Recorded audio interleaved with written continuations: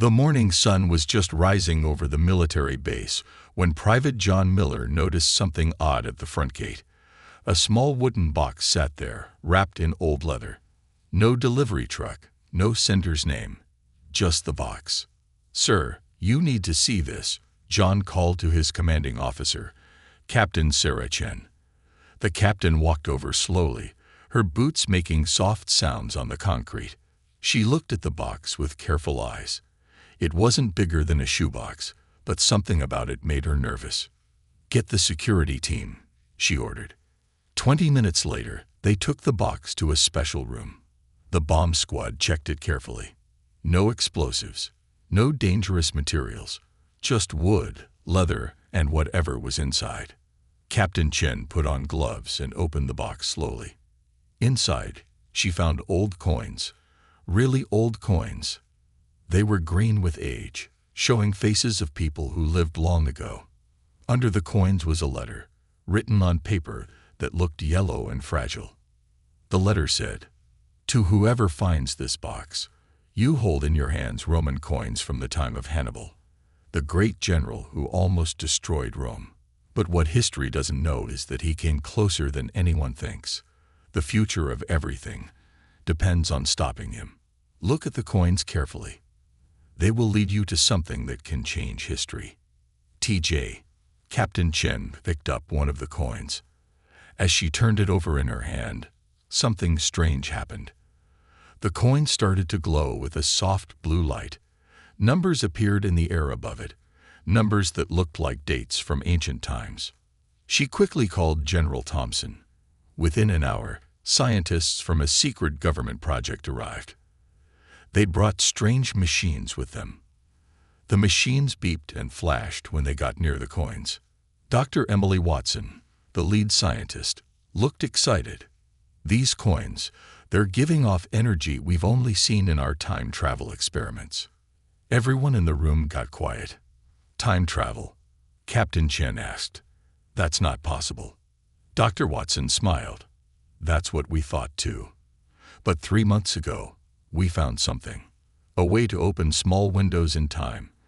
We just couldn't make them stable. But these coins," she held one up, "they're like keys. Keys to the past." General Thompson spoke up. "If this letter is real, someone wants us to go back. To stop Hannibal.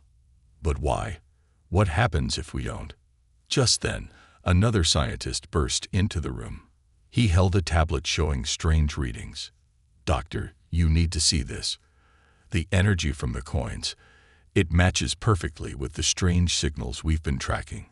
The ones that started 3 days ago." Dr. Watson's face went pale. "Those signals, they're like cracks in time. They're getting bigger. If they keep growing." She stopped talking. "What happens?" Captain Chen asked. "Everything ends. Not just now. Not just the future. Everything. All of time." General Thompson stood up straight. "How long do we have?" "Maybe a week. Maybe less." The general looked at the coins, then at Captain Chen. "Looks like we're putting together a team. Think you can handle a trip to ancient Rome, Captain?" Captain Chen picked up one of the coins. It glowed brighter in her hand. "When do we start?" As they talked about their plans, none of them noticed something important. On the back of the letter, in very small writing, were more words. "Be careful who you trust. Not everyone wants you to succeed. The enemy is closer than you think." The sun was setting now. In the special room, the coins kept glowing. Tomorrow, they would start picking their team. Tomorrow, they would start planning how to kill one of history's greatest generals. But time was running out. And somewhere, someone was watching. Someone who knew more than they were telling. The team stood in the underground lab, wearing strange metal bracelets. Captain Chen looked at her 4 chosen soldiers. Mike Torres, the weapons expert. Lisa Wong, the historian. James Cooper, the tech specialist. And Sam Davis, the medic. "Remember," Dr. Watson said, adjusting their time jump devices, "you'll arrive 2 months before Hannibal crosses the Alps. The bracelets will help you understand and speak Latin. But be careful. They need 12 hours to recharge after each use. Suddenly, all the machines in the lab started beeping. Red lights flashed. "Something's wrong," Dr. Watson shouted. "The time portal, it's becoming unstable." Blue lightning crackled around the team. Captain Chen felt her stomach turn. The world spun, twisted, and then they crashed onto hard ground, but not in the clean Roman street they expected. They were in a dirty alley, and the smell was horrible. "Where are we?" Sam asked, holding his nose. Lisa looked around, her historian's eyes taking everything in.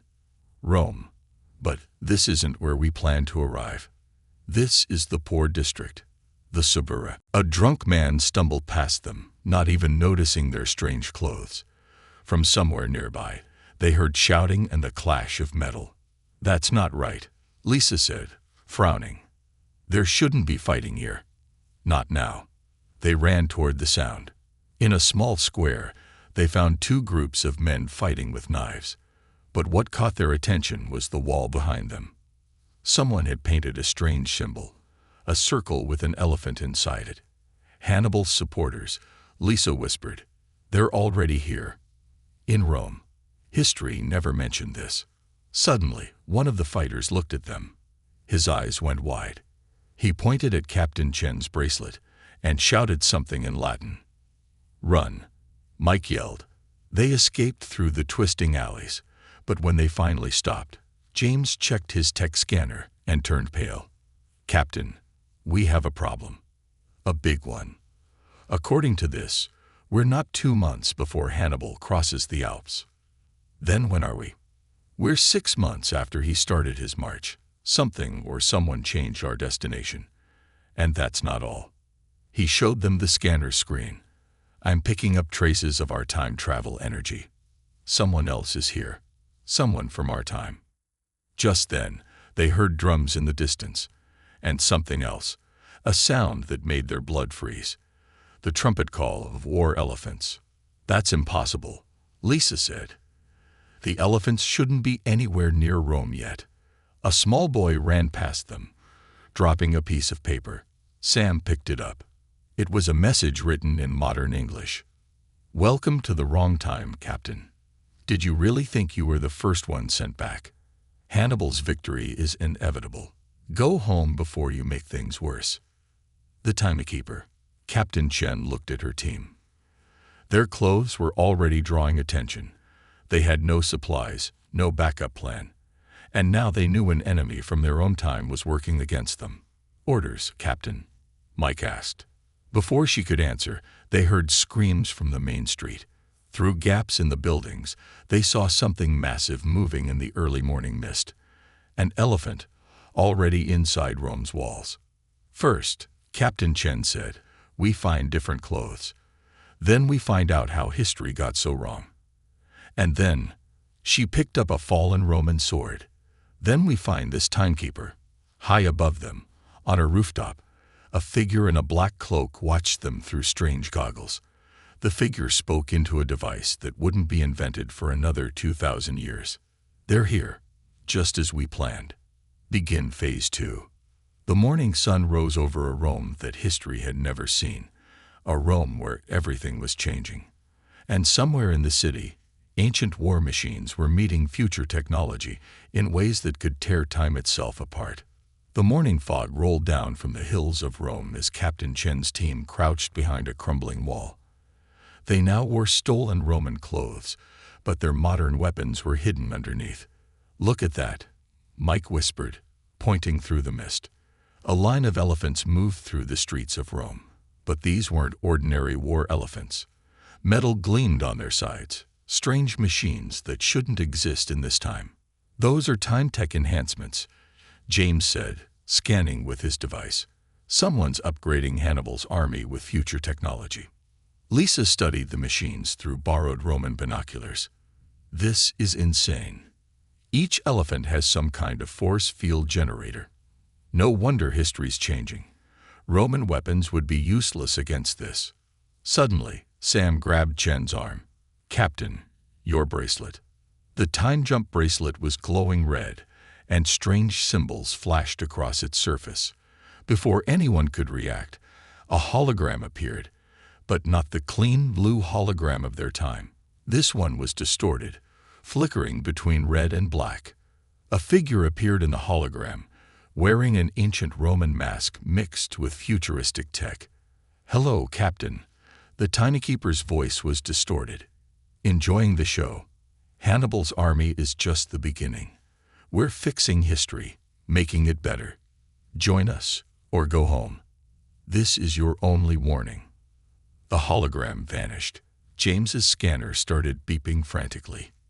"Energy spike," he shouted. "Something's coming through." The air crackled with blue lightning. A portal opened, but instead of people, something else came through. Pieces of modern technology, falling like rain into waiting Roman hands below. "They're arming them," Mike said in horror. "They're giving Roman soldiers future weapons." But Captain Chen was watching something else. Among the Romans collecting the weapons, one man stood out. He wasn't grabbing for the technology. Instead, he was making strange hand signals to someone in the shadows. "There," Chen pointed. "That's not a Roman. Look at how he moves." Lisa zoomed in with the binoculars. "He's using modern military hand signals. American Special Forces, by the look of it." San reached into his medical bag and pulled out something unexpected. A small drone disguised as a Roman oil lamp. "I modified this last night," he explained. "It should let us track him." They launched the drone, but as it flew, something strange happened. All the elephants turned at once, their enhanced eyes glowing blue.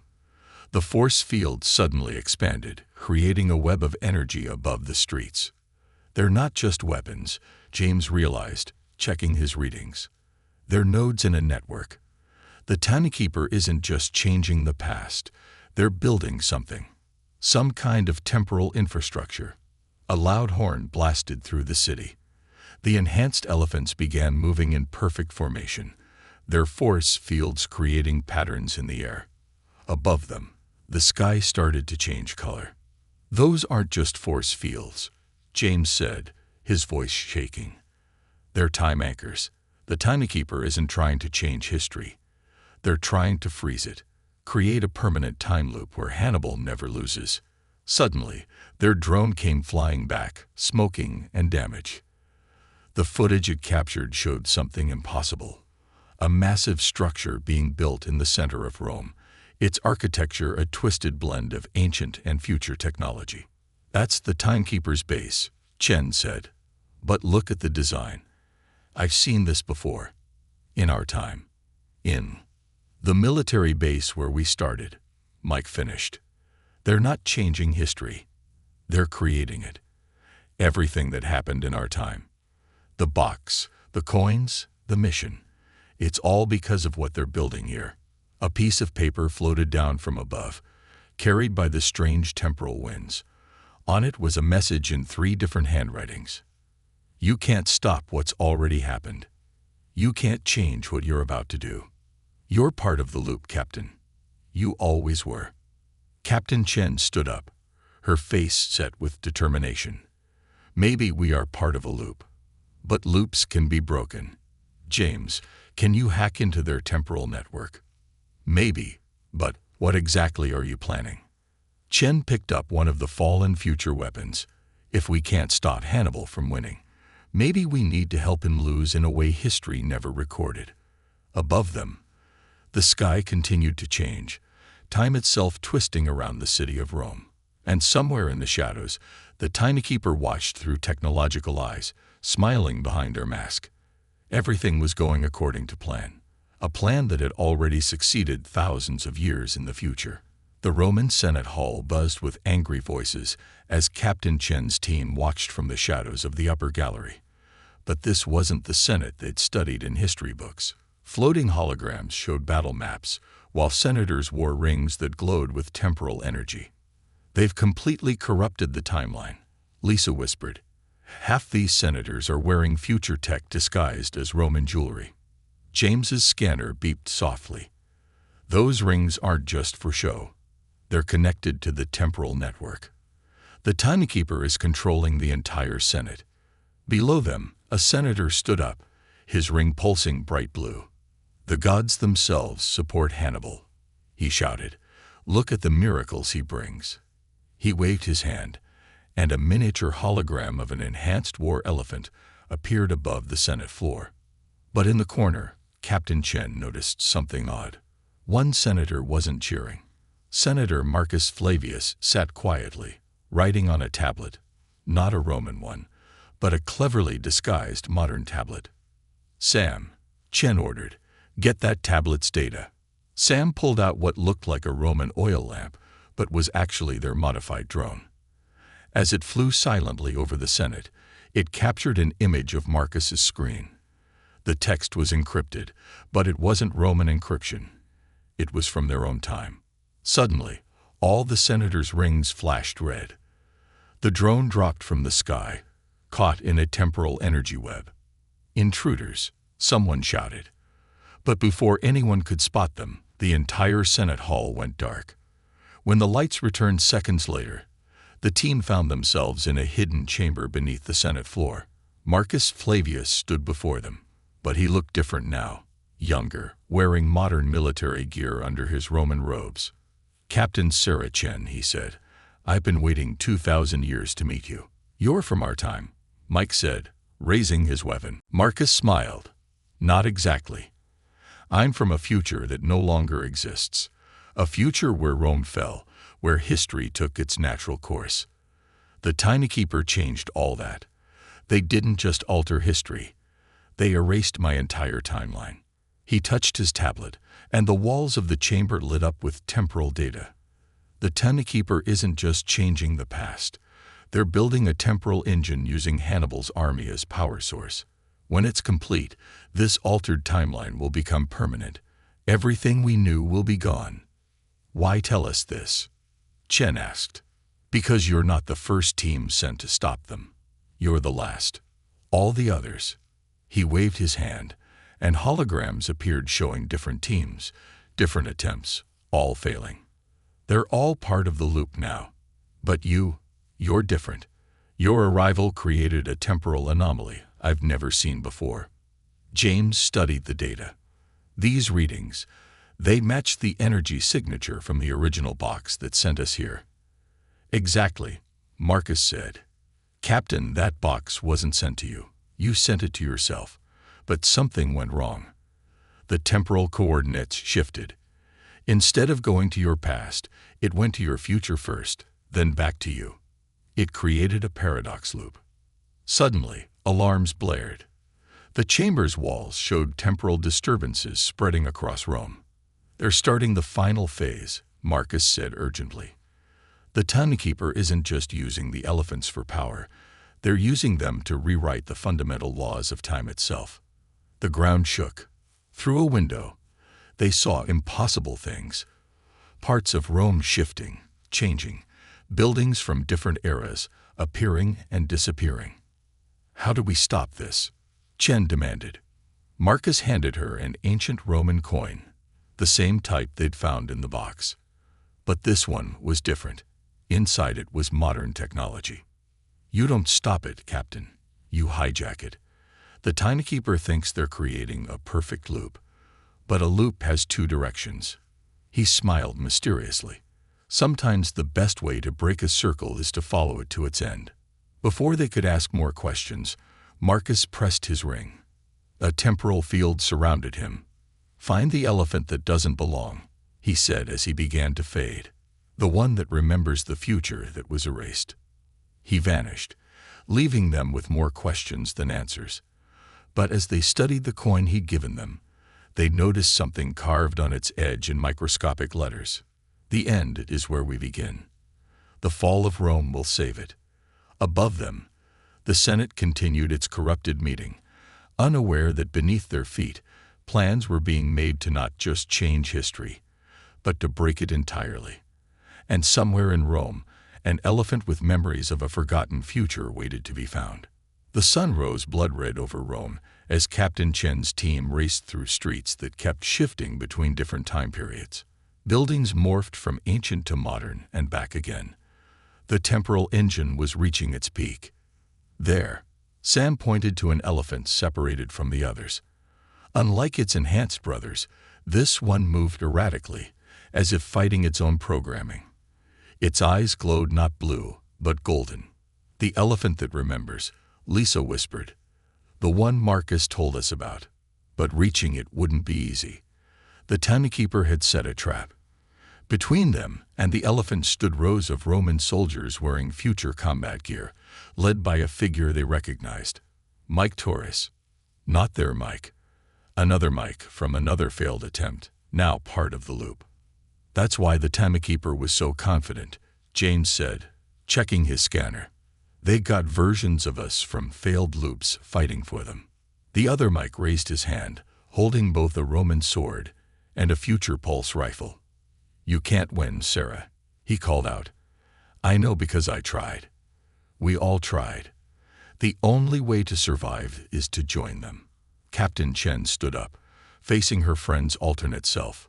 "What happened to you, Mike?" "I lived this day 1,000 times," he answered, each time thinking we could change it. But time doesn't want to be changed. It wants to be guided. The timekeeper understood that. Suddenly, the elephant trumpeted. The sound carried strange harmonics that made their time devices vibrate. James's eyes went wide as he read the scanner. "Captain, that elephant, it's not just remembering the erased future, it's broadcasting it." The air around them shimmered. For a moment, they saw ghosts of other timelines. Rome as it should have been, Rome as it had been, Rome as it never was. And through it all, the elephant's memories pulsed like a beacon. "The temporal engine," James continued, "it's not just powering the changes. It's using the elephant's temporal signatures to stabilize the new timeline. But this one, the one that remembers, it's creating interference." The other Mike noticed too. He turned to fire at the elephant. But Chen was faster. She pulled out Marcus's coin and threw it. As it spun through the air, it left trails of temporal energy. The coin hit the elephant's enhanced armor, and everything changed. Time itself seemed to stutter. The elephant's eyes blazed brighter. Its temporal implants began broadcasting not just memories, but pure temporal energy. The other Mike and his soldiers started flickering, shifting between time streams. "They're not just copies," Lisa realized, watching them shift. "They're anchors. The timekeeper needs them to hold the new timeline in place." Chen turned to her team. "James, can you hack the elephant's broadcasting signal?" "Yes, but if I do, all those trapped versions of us will be set free," Chen finished. "That's what Marcus meant. Sometimes you have to follow the loop to break it." Above them, the sky cracked like glass, showing multiple timelines trying to exist at once. The timekeeper's voice boomed across Rome. "You don't understand what you're doing. This isn't just about Hannibal anymore. Every change, every loop, they're all part of something bigger, something necessary." But Chen had seen enough. She nodded to James. He connected to the elephant's temporal transmitter and began the hack. The elephant's broadcast changed frequency. All across Rome, temporal copies of soldiers, senators, and even their own team began to blur. The other Mike looked at Chen one last time. "Maybe you'll do better," he said, and faded away. But as the alternate versions vanished, something unexpected happened. Instead of disappearing, their memories, their experiences, everything they'd learned across countless loops, flooded into the original team. Chen gasped as thousands of attempts, thousands of failures, thousands of discoveries poured into her mind. And with them came the truth, the real reason the timekeeper had created this elaborate plan. The elephant trumpeted one final time, a sound that echoed across all timelines. In its eyes, Chen saw what was coming. A future threat so terrible that someone had decided changing the past was the only solution. "James," she said, her voice steady despite the weight of countless memories. "Keep that signal going. It's time to have a talk with the timekeeper." Above them, reality continued to fracture, and in the chaos, the truth waited to be revealed. The real battle wasn't for Rome, or even for history. It was for time itself. The temporal storm raged over Rome as Captain Chen and her team climbed the impossible tower, a structure that existed in all timelines at once. Each floor shifted between different eras: ancient Roman marble, medieval stone, modern steel, and future crystal. With their newly absorbed memories from thousands of loops, they moved with perfect coordination. They knew every trap because they'd fallen for them before, in other lives, in other attempts. "The Tinykeeper's chamber is at the top," James said, his scanner showing readings in languages that hadn't been invented yet. "But these energy patterns, they're familiar." "They should be," Lisa replied, her historian's mind now filled with futures that never happened. "They match the pattern from the military base where we started, where we found the box." They reached a door made of temporal energy. On it, written in every language from Latin to binary code, was a message: "To save tomorrow, yesterday must fall." The door opened. Inside, they found not one timekeeper, but hundreds, holographic projections of the same person from different timelines. And in the center, the real one removed their mask. Chen's breath caught. Dr. Watson, the lead scientist from their own time, stood there, surrounded by temporal technology. But she looked older, worn by thousands of years of planning. "I wondered which version of you would make it this far," Watson said. "You're the first to bring the elephant's memories with you. The first to understand." "You sent us here," Chen said. "You sent all of us. Every team, every attempt." "I had to." Watson waved her hand, and the air filled with holograms showing a terrible future. In the original timeline, Rome never fell.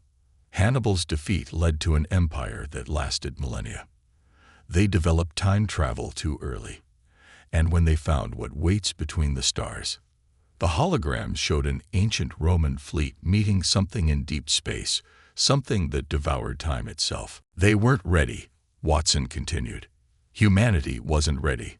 The Romans tried to fight with time travel, but they only made it worse.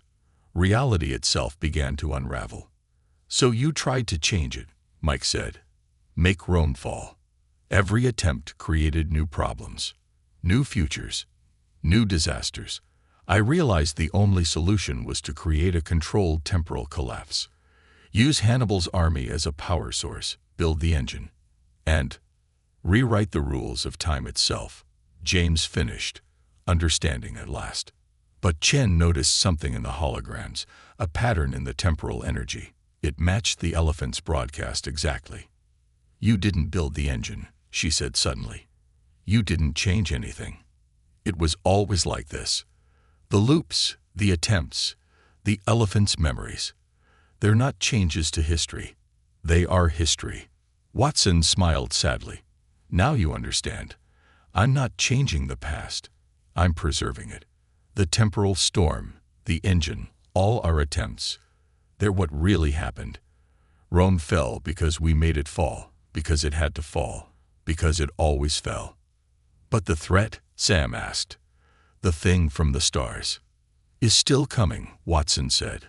"But now humanity will face it together, at the right time, with the right preparation. A united Earth, not an eternal Rome." Suddenly, the elephant's broadcast changed frequency. The temporal storm intensified. "What's happening?"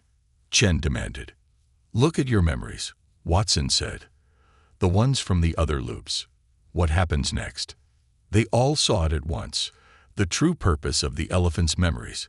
The real reason for the temporal engine. It wasn't about changing history. It was about remembering it correctly. "The storm isn't destroying time," James said in awe. "It's stabilizing it. Every loop, every attempt. They're all combining into what really happened. What always happened." Watson nodded. "One final loop, Captain. The one that makes all the others possible. The one that ensures Rome falls exactly as history records it." She handed Chen a familiar wooden box. "You know where to take this, when to take this." "To our past selves," Chen said, "to start it all." "But this time," Watson added, with one small change. Something the elephant remembered, something that makes all the difference. The storm reached its peak. The tower began to fade, its purpose fulfilled. As reality reshuffled itself into its proper shape, Shen looked at the box in her hands and understood. They hadn't changed history. They had become it.